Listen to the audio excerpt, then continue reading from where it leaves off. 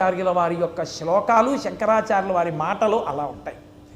కాబట్టి మల్లె పువ్వు పుట్టిన వైశాఖం మాధవీలత అయితే శంకర భగవత్పాదులు అంతే శుద్ధసత్వంగా తెల్లటి మల్లె పువ్వులో ఉన్న తేనంత తీయటి వాక్కు, మల్లె పువ్వుకి ఎంత చల్లతనమో శంకరుడు గురించి చెప్పుకున్న చోట అంత చల్లతనం.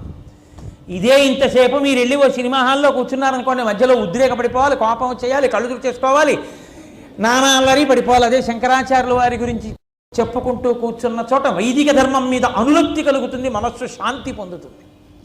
కాబట్టి ఆ చల్లతనం ఆయన అది ఎక్కడ ఉందో అక్కడ లోకానికి అంతటికీ కూడా సువాసన.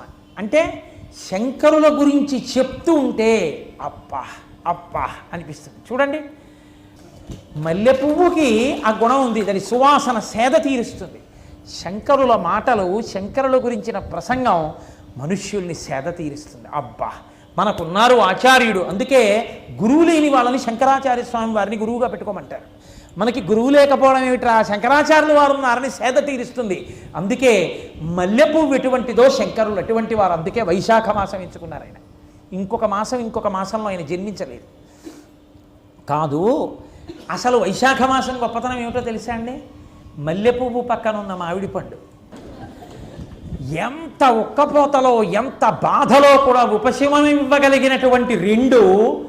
సంధ్యాకాలంలో వచ్చేది మల్లె పువ్వు, ఉదయాన్నే వచ్చేది మామిడి పండు.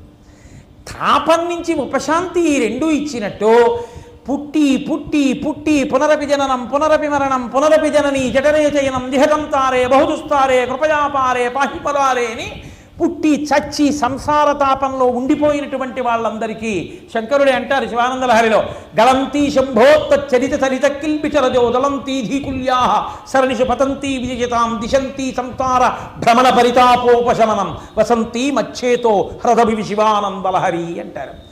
ఆ సంసార భ్రమణ పరితాపోపశమనం ఇవ్వగలిగినటువంటి మధురమైన మాటలు ఉన్నటువంటి మామిడి పండు, సువాసనున్న మల్లె పువ్వు, ఈ రెండు ఎలా ఉపశాంతినిస్తాయో వేసవి కాలంలో, అలా సంసార తాపము నుంచి ఉపశాంతిని ఇవ్వగలిగినటువంటి మామిడి పండు తీయతనం, మల్లెపూల సౌరభం ఉన్న మాటలున్న జగదాచార్యుడిగా వచ్చినటువంటి మహాపురుషుడు శంకర భగవత్పాదులు.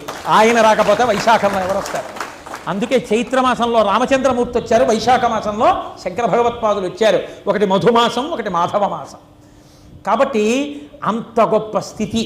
పద్మపాదాచార్యుల వారు ఒక మాట అన్నారు, శంకరాచార్య స్వామి వారి అవతారాన్ని స్తోత్రం చేస్తూ, శంకర మీరు అపూర్వ శంకర అన్నారు. ఇదేమి మాట, అపూర్వ శంకర అని మీరు ఎక్కడైనా విన్నారా? శంకరాచార్యుల వారిని ఆయన స్తోత్రం చేస్తూ అన్నారు, నమామ్య భోగి పరివార సంపదం అని మొదలుపెట్టారు. నమః గురువుగారు కదా, గురువుగారు అనేటప్పటికి ఉండే మొదటి లక్షణం ఏమిటంటే, గురువుగారు అనేటప్పటికీ లేచి నిలబడి నమస్కారం చేస్తాం. గురువుకి అంతకన్నా ఏమి ఇస్తారు మీరు? గురువుకి ఇవ్వడానికి ఆయన ఏమైనా కోరుకుంటే కదా, కోరుకుంటే గురువు అవడం. ఏ కోరిక లేదు కాబట్టే గురువుగారు అయ్యాడు. ఆయన తనలో తాను రమిస్తూ ఉండేటటువంటి స్వరూపం ఉన్నవాడు. అటువంటి మహానుభావుడు నడిచి వస్తుంటే ముగ్గురు మూర్తులు పరబ్రహ్మస్వరూపంతో నడిచి వస్తున్నట్టు.